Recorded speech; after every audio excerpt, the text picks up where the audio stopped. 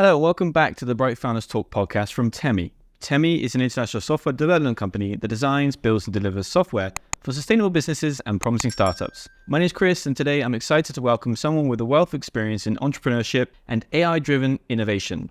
Arina Man is the founder of multiple ventures, including K2G, where she's leading the way in transforming the motor insurance industry using AI. Arina, how are you doing today? Thanks for joining us. I'm okay. Thank you so much for inviting. So I listened a couple of the previous podcasts with you. Oh, good. Compliments. Very interesting. Learned a lot. Brilliant. Glad to hear it. So you're probably aware of the questions then, the first three questions. In your opinion, what makes a good boss? Who told you that I'm a good boss? I don't know. You should ask my team. So I'm the only boss. That's why it makes me a good boss. And what makes me, for me, it's important. I am absolutely against any hierarchy. We have lean management. Oh, wow. And the management is absolutely in the minimum. We are a startup and we are quite small. We are kind of 50 people, yes. So that's why for me, it's very much horizontal. Anyone can call me, anyone can come to me and argue with me. We argue a lot. And it is part of culture of K2G that we discuss. And the only evidence is that I'm a good boss is that the company survived and we hired a couple of bosses.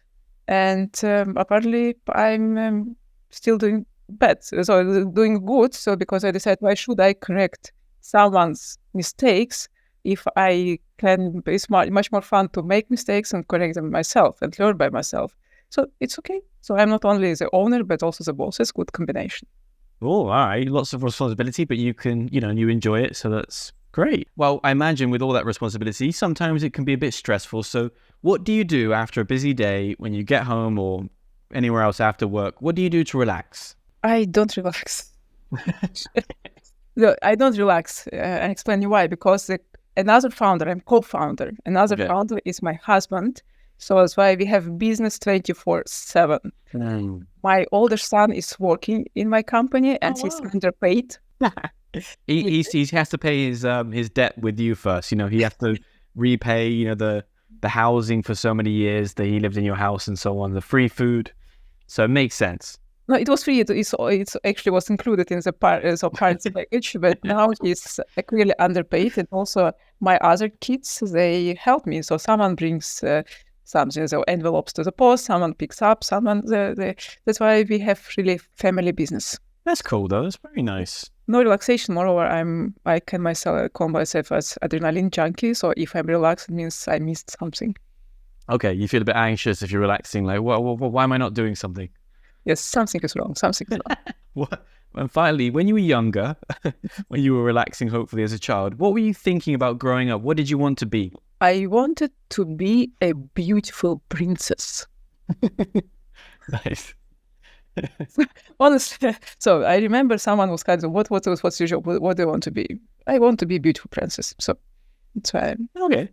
Nice. All right. Brilliant. Well, I believe it's a good job, but I didn't find any faculty on my university for this. So that's why I still missed. So that's why I'm just in a bit of a niche course. There might be a few positions open in the royal family in the UK, maybe in the future. Still.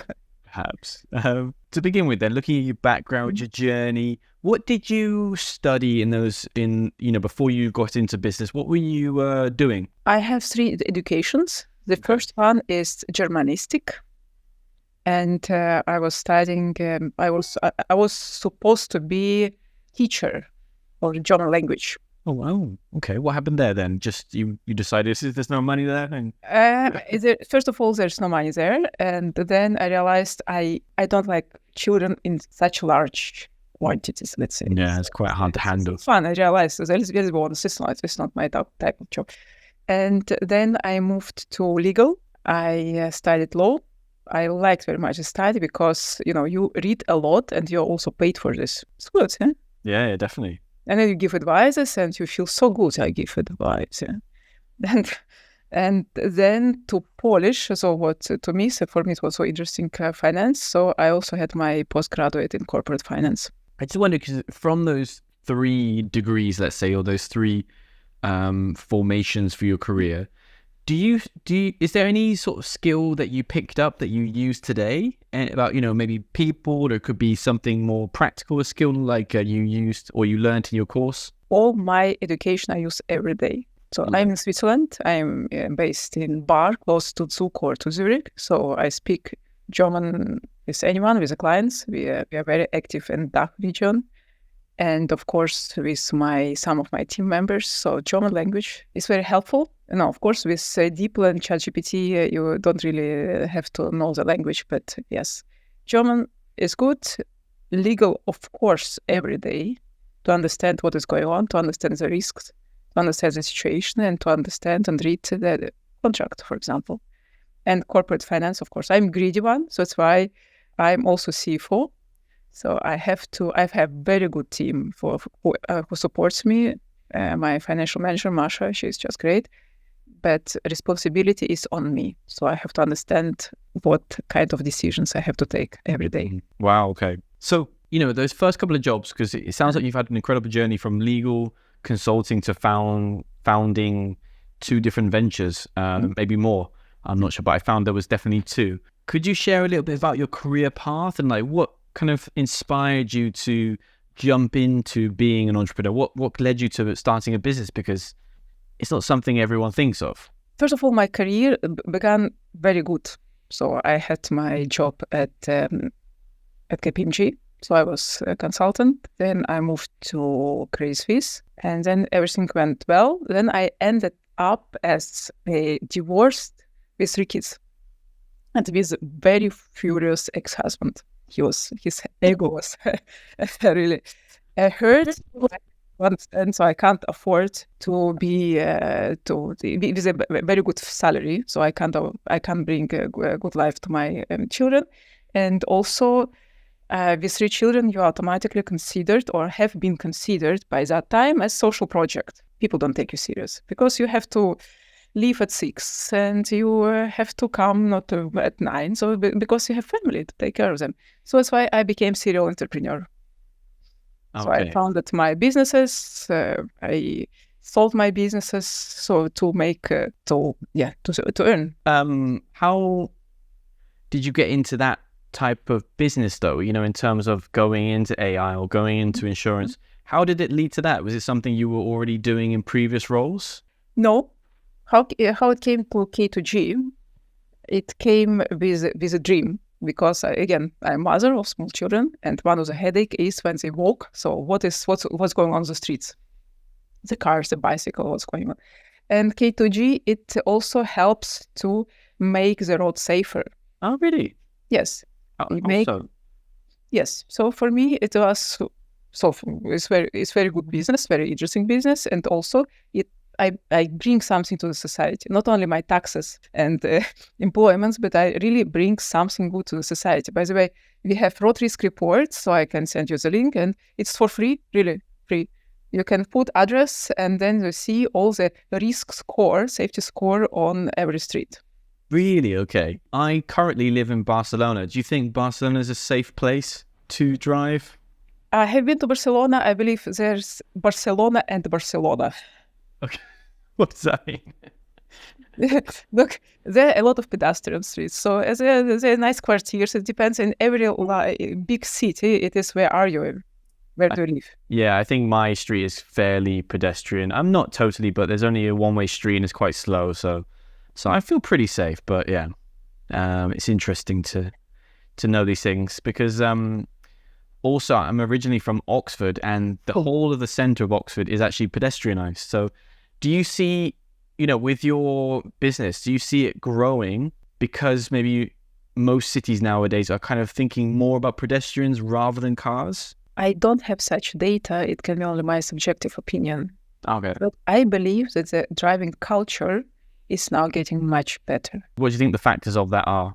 I believe the education of the society really learn to help each other. So we are much more, disconnected one side, but on the other side, much more connected. And we think about us, and mass media and social media, they help us to see each other and to see each other's problems.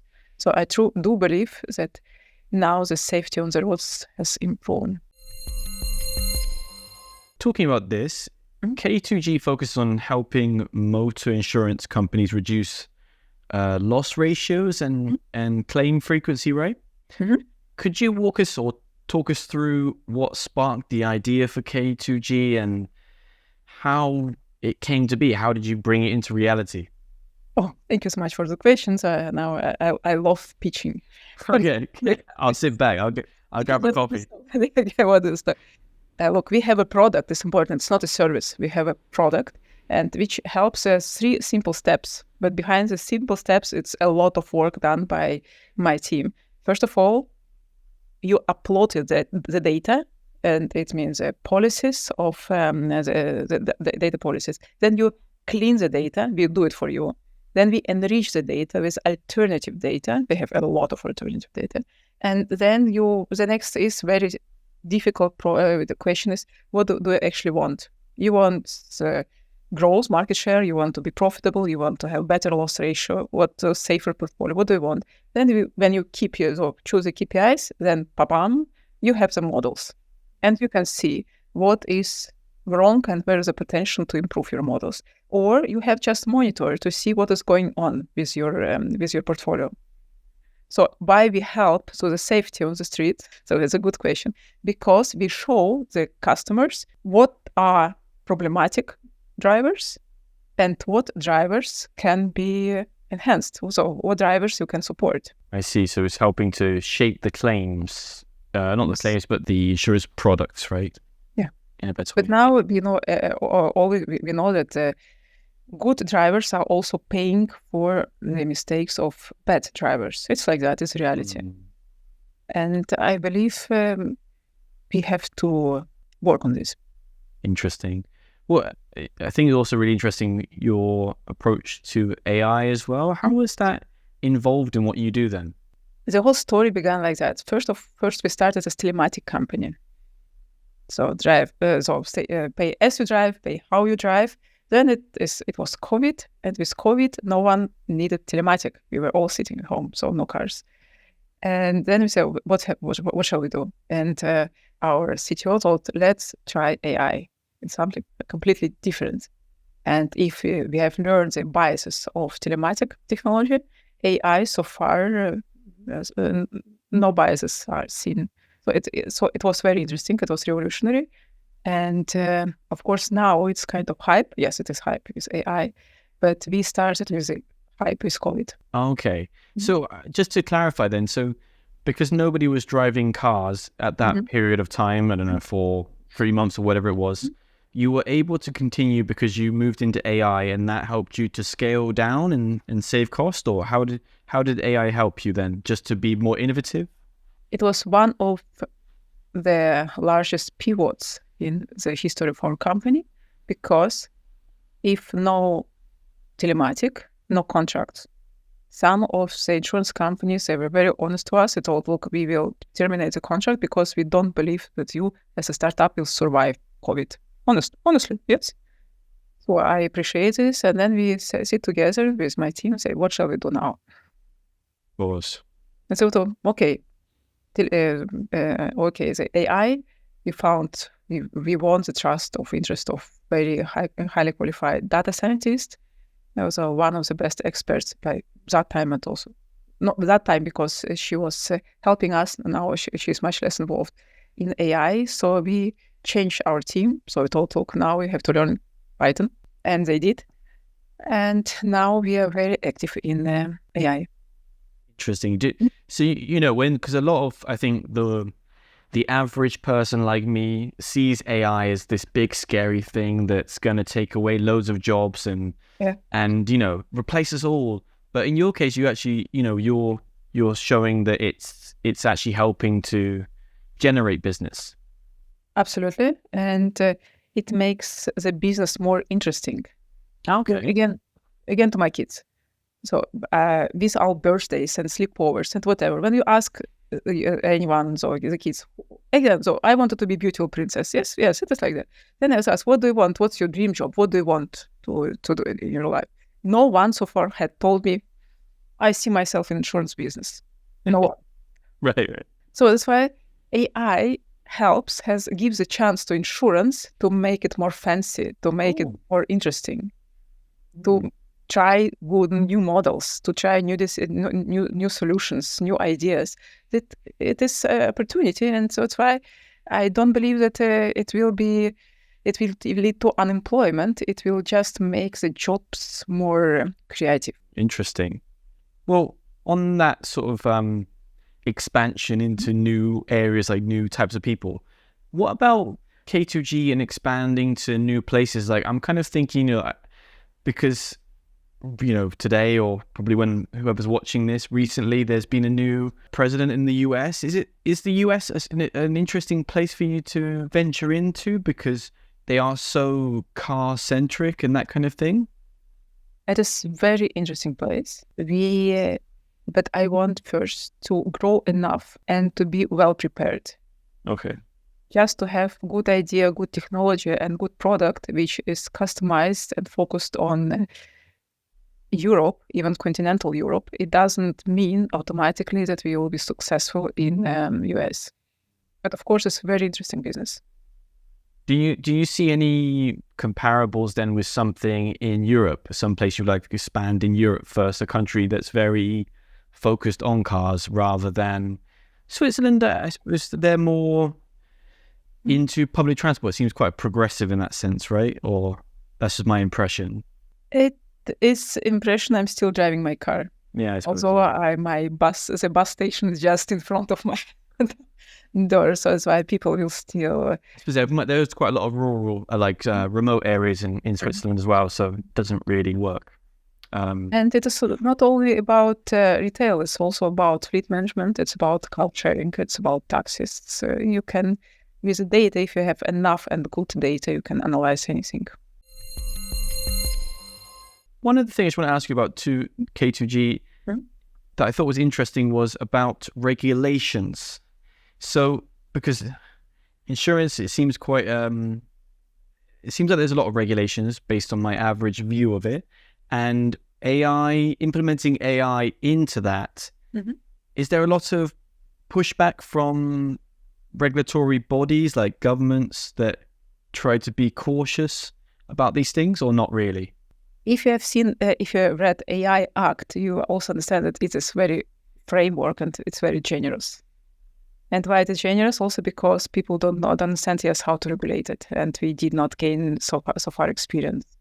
And our clients, first of all, they deal with regulatory bodies, and here there's about the level of invasion. How deep are we with our AI? If you give the early notification, if you give the second opinion, it is not really interesting, and no concerns for regulators.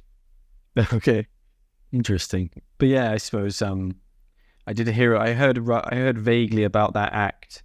Mm-hmm. I think someone said previously, another entrepreneur said they were a bit annoyed about it because they had to navigate it. But you think it's quite open, it's quite broad. You don't have to worry too much. Yeah, Interesting. Okay, well, leading on from that, I just want to look at maybe a little bit about yourself now, in terms of leadership. We touched on it a little bit about, what makes a good boss. But I want to ask you, so you've completed a couple of courses about risk management with IMD, or at IMD, sorry.